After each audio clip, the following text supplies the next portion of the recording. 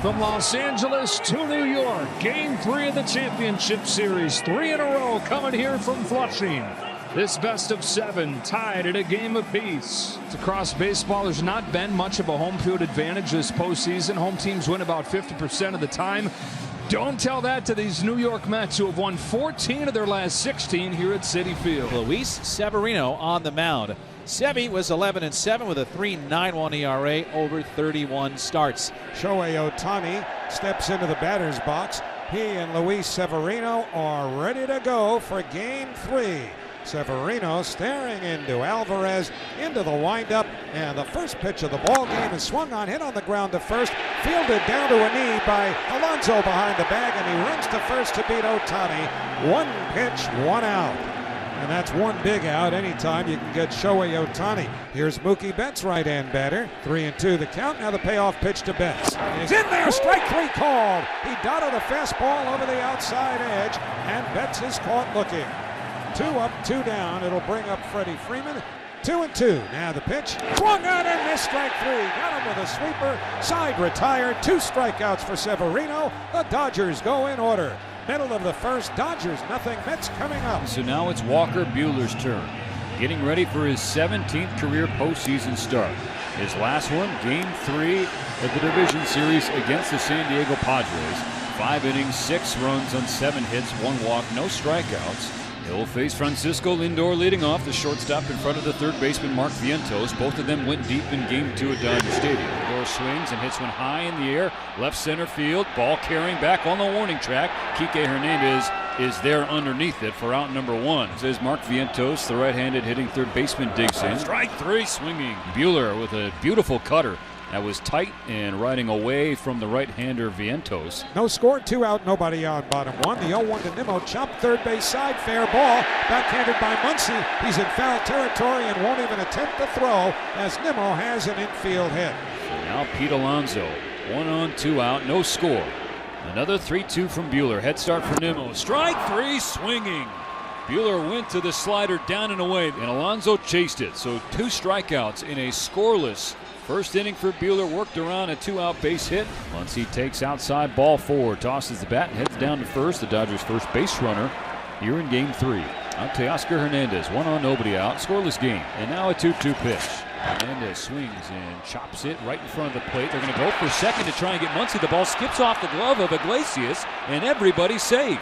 Well, it's a big break for the Dodgers, and really an ill-advised throw, even though that ball just out in front of home plate. 2 on, nobody out. Here's Gavin Lux. Dodgers trying to punch first in Game 3. Swinging a grounder back to the mound, bobbled by Severino, picks it up, throws to first in time, and the runners move up. Well, the bobble cost him any chance he might have had at a double play. So it ends up being a productive out for Lux. Now second and third for Will Smith. He ready for the payoff pitch. Smith grounds the ball off of Severino's glove. Here comes Muncy. Everybody's safe as it dribbles towards short, but with Lindor back, no play.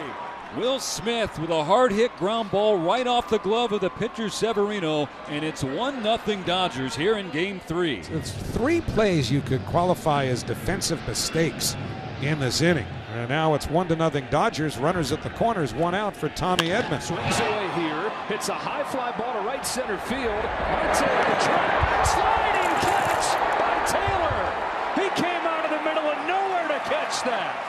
It's a sacrifice fly, and it's 2-0 LA. But Tyrone Taylor with an incredible play on the track. A walk, an infield hit, another walk, and, well, here's another walk. This one being displayed by Mark Pryor, the pitching coach for the Dodgers, who's strolling to the mound, and Francisco Alvarez will be the batter, and he has been awfully frisky lately, even more aggressive than usual at the plate. That's in there, called strike 3. Painted a fastball in the outside corner at 94. That's out number 2 for Walker Buehler, but he's not out of the woods yet. Here's Francisco Lindor. Tying runs in scoring position. Go ahead run on first for New York. 2 gone in the bottom of the second. Here's the 3-2 pitch from Buehler. Got him swinging! Walker Buehler buckles down and goes to the knuckle curve and is now cursing and shouting off the mound toward the Dodger dugout. He leaves them loaded in the second and keeps the Dodgers in front 2-0. Back-to-back walks for Severino. here to start the third inning. So here's Max Muncy. First and second, one gone. Muncy swings and pulls one to right field. That'll drop for a base hit in front of Marte. The Dodgers go station to station, and the bases are loaded.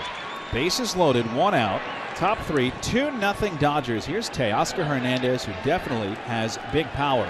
Broken bat pop up left side. It is caught by Vientos for the second out. He caught off Lindor, moving to his left.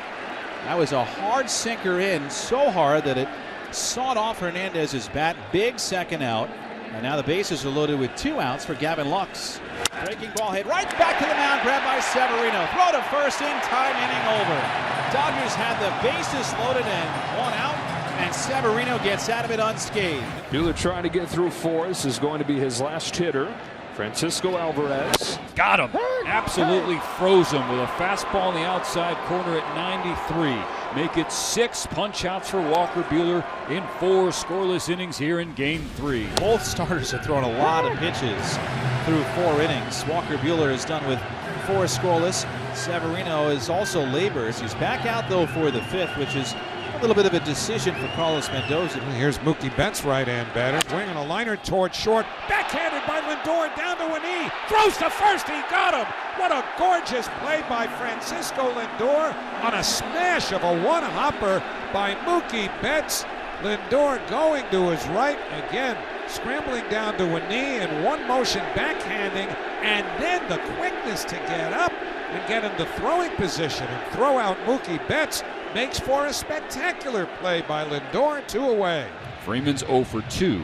2 outs, no runners on here in the 5th. Freddie cracks it up the middle. There's a base hit. Well struck by Freeman into straightaway center field. A 2-out knock for Freddie, who stays warm here in the postseason. Max Muncy to the plate. The payoff pitch. In tight, ball 4. And that may well be it. Yep, here comes Mets manager Carlos Mendoza. That will be it for Severino. Dodgers leading 2-0. Runners at first and second. 2 out in the 5th. Teoscar Hernandez coming up. Reed Garrett coming in. Garrett sets. Now the pitch. Swing and a miss at the split. Strike 3, side retired. Good job by Garrett. No runs, a hit, 2 left. Middle of the 5th inning. Bases cleared, 2 gone in the 6th. Here's Tommy Edman. 0 for 1, a sacrifice fly that made it 2-0 Dodgers. Edman hits one hard to right field, and that'll drop down. Marte over to cut it off. Tommy thinks about 2, and will now head back to first. So that's the second hard hit baseball for Tommy Edman, Mo. And now the second straight game where Edman has gotten involved offensively. 2 straight multi-hit efforts. 2-out base runner in the top of the 6th. The Dodgers up 2-0. Kike Hernandez, who had a couple of chances in Game 2 to produce some runs, and the Dodgers comeback bid, has a chance to extend their lead in Game 3. Hernandez hits it in the air, left field. Nimmo back on the warning track. He's at the wall. This ball is gone! Kike Hernandez owns October. A 2-run blast, and the Dodgers double their lead. It's now 4-0 in the 6th. Kike Hernandez with his 15th career postseason home run. And all of a sudden, this place got stone quiet. So with Marte in motion, Martinez draws a walk. So the 3 batters have been faced by Brazier. Again, Iglesias coming up here. Mark Prior, the Dodgers pitching coach, is on his way to the mound.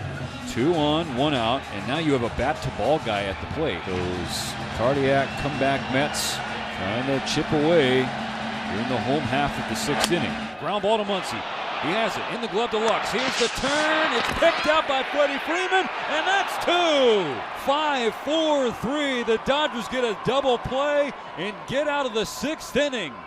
It wasn't the cleanest 5-4-3 you ever see, Mo, but it got the job done. Another walk for the Dodgers. This one to Smith leading off the 8th inning. 1 on, 1 out. Here's Kike Hernandez. First time up since his 2-run blast off Reed Garrett in the 6th inning. Kike swings and takes it to right center field. A base hit for Kike Hernandez. First and second for Shohei Ohtani. The Dodgers efforting insurance. They lead 4-0 here in Game 3. Shohei 16 for his last 19 with runners in scoring position. That's where Smith is on second. The pitch is hit high in the air, right field, hooking toward the pole, and this ball is fair and gone. Shohei Ohtani unloads a 3-run home run here in the top of the 8th inning. His second of the postseason makes it 7-0 LA. That went 410 feet into the second deck. Fair of the foul pole at Citi Field, and even more hitting the aisles to head the streets. Still Tyler McGill is going to have to finish this for the Mets. Max Muncy's reached all 4 times in this game and leads off the 9th. Dodgers lead 7-0, 3 outs away from taking a 2-1 lead in this series. Muncy gets into a ball high in the air, right field. He drops the bat. Max Muncy, max power into the second deck. There was no doubt off the bat that Max Muncy was leaving the yard. His 3rd home run of the postseason, his 2nd in as many games, make it 8-0 Dodgers. Now there are 2 out, nobody on. Harrison Bader will bat with the Mets down to their last out. Bader swings at the first pitch, hits it high in the air, shallow left field. Teoscar Hernandez hustling in. He's underneath it, and he squeezes out number 3. That is a Game 3 win for LA. The Dodgers shut out the Mets 8-0 and take a 2-1 series lead in this best-of-7 NLCS. He got to the plate 5 times, got on base 5 times, including a home run. Did not swing at a pitch out of the zone, and your team wins 8-0. Is that about as good as it gets for a hitter? It's a pretty good night. You know, the home run's obviously really cool, but at that point, it doesn't matter. The thing that matters is getting on base for my teammates. That's something that I bring to the table. I've always brought to the table, and you know, let my teammates get a chance to drive me in, and we were able to do that tonight. Up and down the lineup, we keep seeing the plate discipline. 22 walks in 3 games. How much pride does this offense take in controlling the strike zone?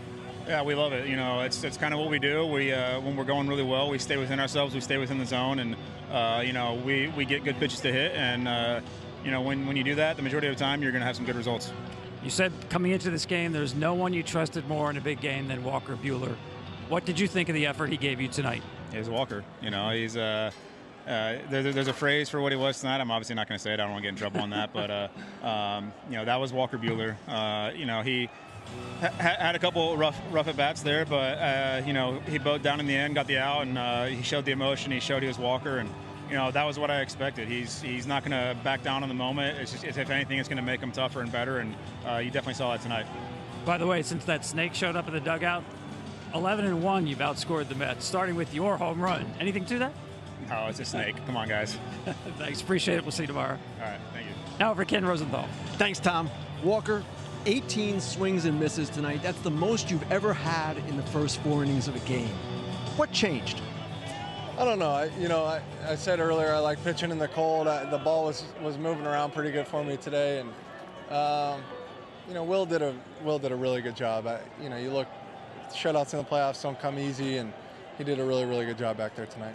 You went to the stretch almost immediately. Yep. What was your thinking behind that? The mound, it being cold, and the mound is typically pretty hard here. I moved my right foot in my windup, and the first 3 throws of the game, my foot didn't really like the way that it was moving back there. I couldn't find my footing, so I went to the stretch so I didn't have to move it, and I think it was a right call. Bases loaded, 1 out in the second inning. You've got Alvarez and Lindor coming up. Yep. What's your thinking? Try and slow him down.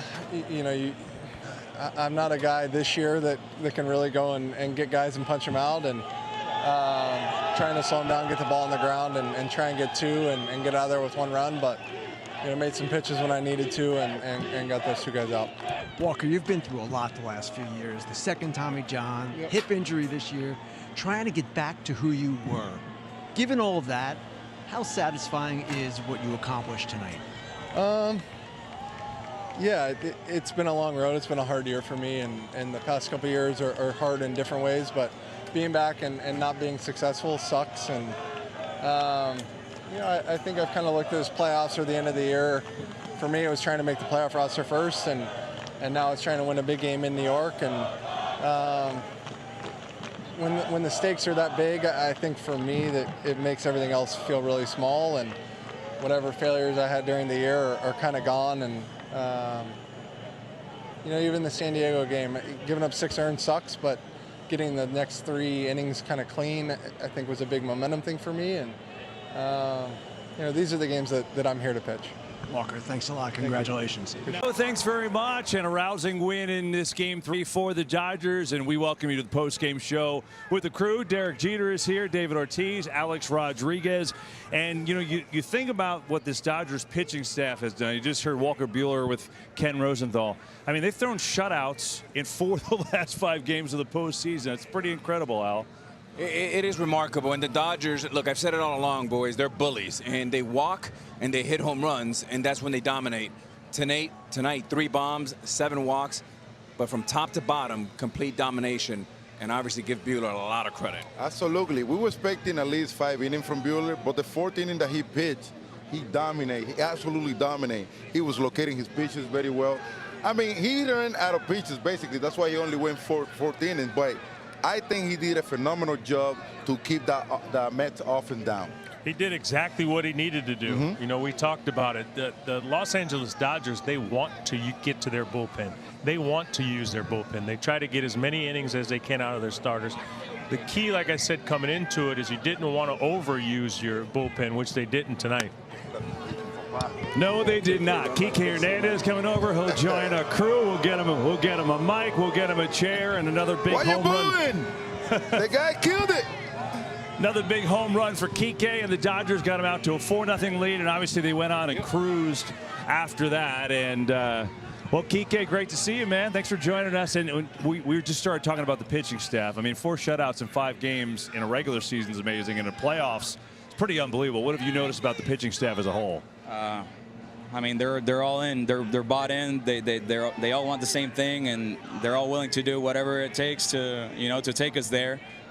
There's no set roles in that bullpen, and they're all about it. You know, we got a bunch of guys that they just want the ball at any time, and they've been doing a great job. Pitching has been amazing, but shout out to Will, man. He's been calling some unbelievable games behind the plate, and I don't think that pitching staff will be having the success they're having if it wasn't for him pushing the right buttons.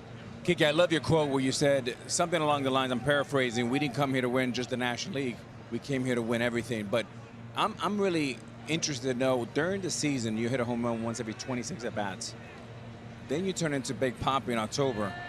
1 home run every 13 at-bats. What is it about October that makes you play at such a high level? I don't know, man. I've been asked this question a lot, and I don't know the exact answer other than it just brings out the best in me. I don't know if it's the Latino blood. I don't know what it is, man, but you know, I put myself in a position since I was a little kid thinking that I was playing October baseball when the games were important for me as a kid. And I think one of the things, I mean, I can't, you know, you can have one bad postseason and then not go back to the postseason in a couple of years. And I've been blessed with, this is like my 9th postseason already. And I don't think I've had the numbers that I have if it wasn't for how much experience I have and as much as I've been in the postseason. So, you know, I got 2 guys to my left who have pretty impressive resumes in October and in the regular season too. But I don't know. It just brings out the best in me, and I love playing on October. Hey, tell Leroy you learn from the best. Sure hey, did. Kike, you know we have you in Boston, and I love your enthusiasm and your energy. But I had to ask you, tell me about this pitching staff that y'all have that have been able, the bullpen combined with starter, they have pitched shutout inning 4 times this postseason. What is all about this pitching staff? We have a lot of really good arms and a lot of different stuff. I think in the past the Dodger bullpen has been kind of similar. You know, a lot of the same guys, and you know, we have a little bit of everything in the bullpen, and you know, we even have two future starters in Landon Knack and Ben Kasparius, who finished the game out tonight, who have great stuff. And you know, I think it's just their willingness to have no roles at all and to be willing to come in. You know, Kopech, we traded for him to possibly be our closer, and he's pitching in the 5th inning tonight. You know, we just have a bunch of guys that are like I said, and I keep saying it over and over, but they're all willing to do whatever it takes to take us to a championship. And I mean, they're doing a great job, and you know, hopefully it keeps going. That's right. First of all, great job once again, man. I've always said, in order to win a championship, you have to be able to play well on the road. And you guys have played well on the road in San Diego with your backs against the wall. You come into a hostile environment like this and play like you did tonight. How much do you guys enjoy playing on the road, or are you just comfortable at this point? How do I choose my words to not piss off any fan base? We're live. We're live. Are we live? That doesn't mean anything. Sorry. Man, we playing in San Diego was intense. I played in a lot of places, and San Diego was up there as far as the electric environment. Those fans absolutely hate us, which was awesome. You know, I love playing those type of games, and you know, coming in here, we knew that it was going to be electric. I got to play a postseason series here in 2015, and so I knew what to expect with the crowd and stuff. But you know, I think that the fact that, you know, we took an early lead and Walker did his thing, and then we were able to slowly add on till the game got out of hand. I think that helps, and you know, we have two more games that we want to win this series, and then we focus on the World Series. But you know, we're just taking one game at a time, and you know, doing whatever it takes to win today. Keep it going, man. Kike, you know what I do with a bad man in October? I hand one of my dog T-shirts. You deserve one, kid. Thank you. My dog. Hold it up, baby. Hold it up. That's right. There we go. My dog. Another happy My Dog customer. Kike Hernandez doing it again. Hey, man. Thanks for joining us, Kike. Congrats on the win. Appreciate that. Brother. There you go. Another My Dog shirt. By the way, great strike from Karen there on the toss, right? That's right. Poppy. That's right. That was impressive. I mean, that was really She know good. what she's doing. Yeah, that was good. And so is Kike. He's been ridiculous. And it's amazing when you think about what he's done. Look, he's been a really good player. And you're right, though, Alex. He gets to the postseason and he turns just in another gear, really. I mean, think about it. Highest OPS on the road in playoff history. Lou Gehrig, Babe Ruth, Carlos Beltran, and Kike Hernandez. I mean, that's unbelievable. It's an unbelievable group of company. That's where Kike is. And Derek Lay, we were talking, watching him, and said he reminds you of one of your former teammates in a certain way, huh? Yeah, you know who he reminds me of? He's like a modern-day Jim Leyritz. Jim Leyritz had a great long career, but he turned into another human being in the postseason. He had the big home run against the Seattle Mariners. Al, you were there in 1995. Then he hit the big home run against the Braves, Game 4 of the World Series. He just always seemed to come up with big home runs, and that's what reminds me of Kike. I mean, Kike's got 15 home runs in 78 games. Now, Jimmy didn't play as many postseason games. He had 8 in 28, but he always seemed to come up with the big home runs. You know, fellas, the great Pat Riley once said, is 80% talent, 20% luck.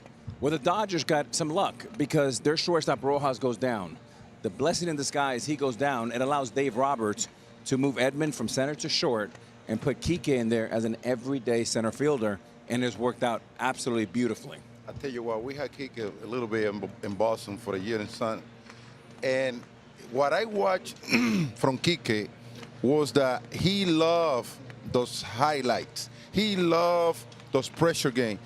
He loved to go out. It doesn't matter where you put him at. We played at shortstop. He went out there and bust his tail. You put him in the outfield, go out there and show you some love.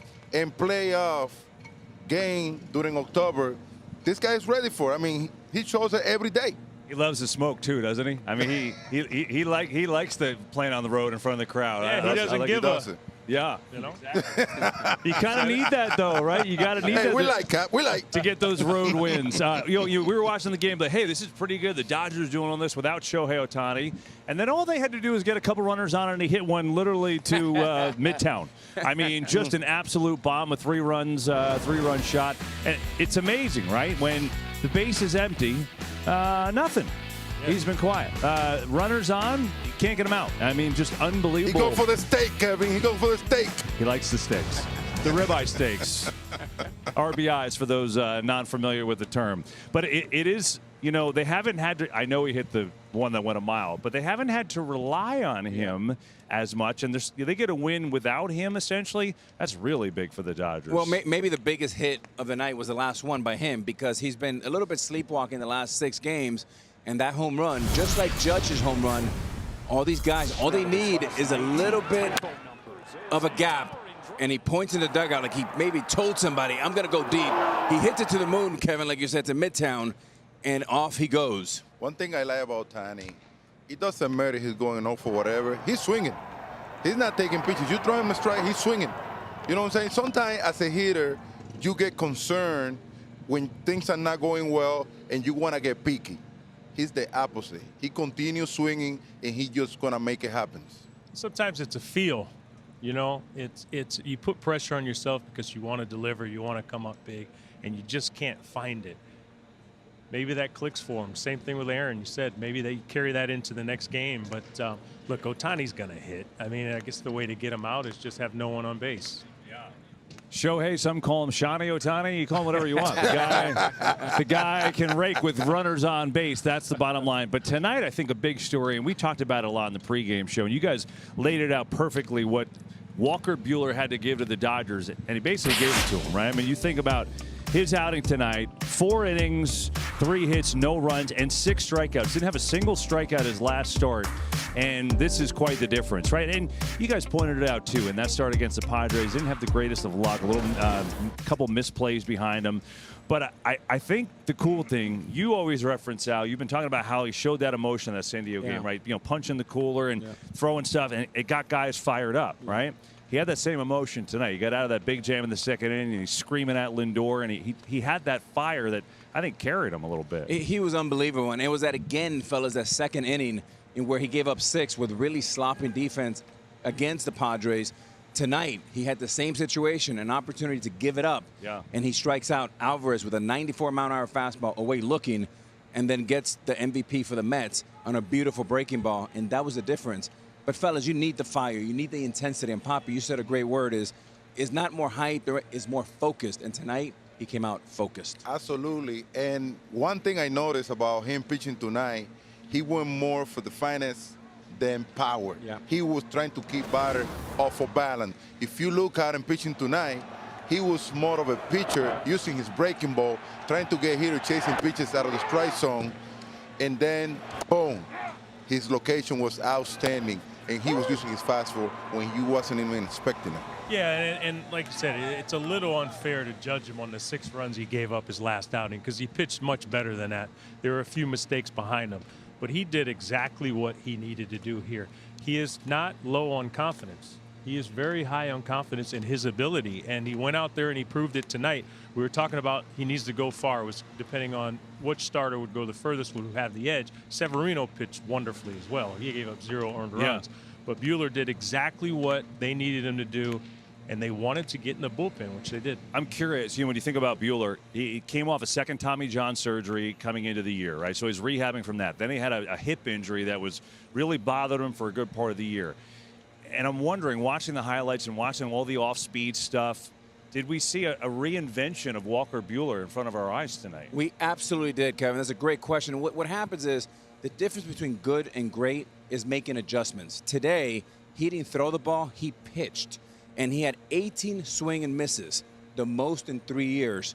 That's what you're talking about, finesse versus power. And tonight, he showed why he's a great big game pitcher. Absolutely. And let's not forget, he know in the back of his mind, okay, I don't have the 98 today. So because I don't have the 98, I'm going to have to go side to side on the plate just to make sure I locate my pitches better. Because remember what happened in the San Diego game when Tatis hit the ball off of him, he was trying to overpower him. And that's when you began to make adjustments, Kevin. That's when you began to be the pitcher that he was tonight. And that's why you play the games. It's not all just numbers and analytics, right? You know, Dave Roberts knows his players. He knows his pitchers. He knows who wants to be out there. He knows who he trusts. I don't care what someone did their previous outing. He has confidence in them. And Walker Buehler knows how to pitch. He's pitched well in big games, and he'll continue to pitch well in big games, regardless of what's happened in the past, because he has a lot of confidence in himself. But that's what makes this team such a really, such a good team offensively, because they control the strike zone. They're not going to chase as much. They don't have guys there that chase as much, and then they can hit the ball out of the ballpark. They can get on base. So, yes, we got to not only get ahead, but we got to continue to stay on the attack and execute pitches. If we get behind in counts, they're going to make us pay. Well, last 5 games for the Dodgers, look, they've hit a lot of home runs. Their run differential so high because they shut everybody out. Your run differential is going to be good when you throw 4 shutouts. That is the bottom line. So it's interesting talking about the things, you know, Carlos Mendoza talking about things the Mets haven't done well. Their defense been a little off. They've walked a ton of guys.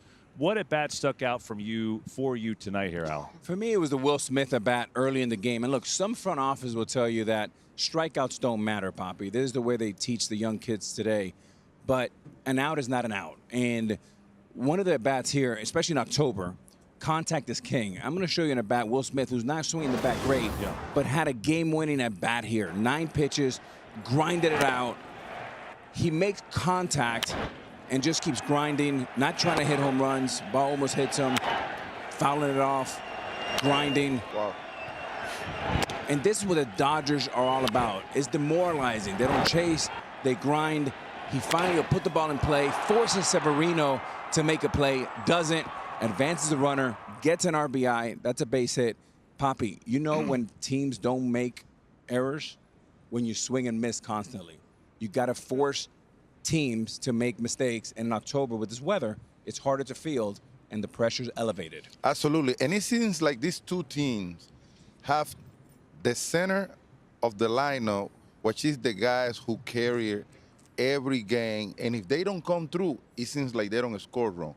You're talking about guys like Lindor, Vientos, and Alonso going 1 for 12, 0 RBIs. And then you go to the Dodgers, Ohtani, Freeman, and Muncy going 4 for 12, 4 RBIs. And then you add that, the little guys at the end of the lineup. Yeah, I mean, you make a good point. We talk about pitching, but you can pitch as well as you want. If you don't make the plays behind your pitcher, it's for nothing. You cannot give a team like the Los Angeles Dodgers 5 outs in an inning. I know there's only 1 error, but there are plays that need to be made. Yeah. And it comes back and it haunts them and it costs them. So you have to button up the defense. I think the New York Mets will be the first ones to tell you that. Yeah, and Derek, look, if you're the Mets, it's a missed opportunity. You come to a crazy environment. The fans were on fire. You lay an egg. But if you don't score, you can ask San Diego, 24 scoreless innings. They're on the beach right now. Yeah, hard for the fans to get into it, too, when you don't score a run. Like, that's just the facts. And as you look ahead to this game number 4, it's Quintana for the Mets, the left-hander who's been really, really good. Yamamoto goes for the Dodgers, coming off an excellent start last time out. And, Derek, you kind of thought on the pregame that this was really almost a must-win for L.A. because facing the left-hander tomorrow. So now they're in a pretty good spot. Dodgers are in a really good spot. But, yeah, I did think it was a must-win for them because they didn't want to come here, especially the way that Manaea neutralized the left-handed bats. You don't want to be down 2-1 and put that pressure on your offense. So now I think the Dodgers are riding high, but Quintana's tough. He's tough on lefties. He's tough on righties. But like I said in the pregame, the storyline for the Mets is they have to score, and they have to score early. It's not on their pitching staff. It's on their offense. They can't keep trying to come back the later you get into the postseason. We all know that hitting is contagious. And the Dodgers, having an offensively night like they had tonight, it will carry over their confidence level. They're going to be there tomorrow, even knowing that Quintana is a guy that gets you chasing out of the strike zone. But you guys heard Carlos, the manager for the Mets. This team don't chase. The pitcher throws strike. They get to be patient. They fight. And tomorrow, I'm pretty sure they're going to come and attack. And, Poppy, I think you have to have some self-awareness here if you're the Mets. Tomorrow, it's a must-win game. They have the perfect guy, a lefty, Quintana, Jeter, to your point about giving lefties, Dodgers, a hard time if you're a lefty. But, look, you have to win 2 in a row. It's very hard to ask this team to go to L.A. and expect to win 2 in L.A. So if you're it starts tomorrow, but you also have to win on Friday. Hey, you saying tomorrow there's no tomorrow? And tomorrow there's no tomorrow. Yes. Okay, that's what I'm talking about. I once heard a great philosopher say that same quote. Me? By the Sir name Poppy. B. Poppy. You guys ever read him? Great stuff. That when we have people in base, we got to execute. That's now what it comes down to. You know, they execute it. Their pitches. When we have people on base, and we didn't. I didn't execute. That's what it comes down to. You know, we gotta execute when we have people in scoring position. But that's part of the game. You tip your hat today, and hopefully you come back tomorrow and execute. Is it as simple as that when you've been shut out 2 of the 3 games in the series? I do, especially because you bounce back so strongly, and Francisco did it with a home run. But look, we've talked about it all along, fellas. A loss is a loss, and a win is a win. 8-0 or 1-0, you still have to move on. But for the Mets, it's important to come out early and score some runs and establish himself. A series does not start until both teams win a game on the road, and that's happened. So it's game on for Game 4 tomorrow. He know they have opportunity. We men in scoring position. They didn't execute. 10 men left on base. That's a lot. You have to find a way when you have those stake out there, those men in scoring position for you that don't know what the stake means at home. You have to chase that so you can get the crowd going. I mean, if you're not a scoring run, you're going to see the crowd like it was tonight, all quiet. You like the steak one, don't you? He's hungry. I'm sorry, man. It's getting late. Can you explain it again? What kind of steak you're cooking? Steak. It was perfectly said by Lindor. Love everything about him. He sat there, he answered the questions, he was accountable, he took onus on himself. But you sound like broken records. I always said the Mets have to come out and they have to score early and often. They have to give their pitching staff a lead. We talk about Mets magic, their ability to come back. They've come back more than any other team in baseball. You cannot continue to do that in postseason series. You just can't. And guys, these are the best two teams in the National League. This is Titans against Titans, Goliath against Goliath. You're not going to expect – I can expect 7 games because it's going to go back and forth for the next week. Well, it might not. I mean, I hope it goes 7. I hope it goes 7. I don't know. I'm praying for 7. I don't know. We want to watch more baseball, Kevin. I mean, I'm all for it. I'm all for it. I'm just saying it's not guaranteed. I think you got brain freeze. I love baseball. I love it.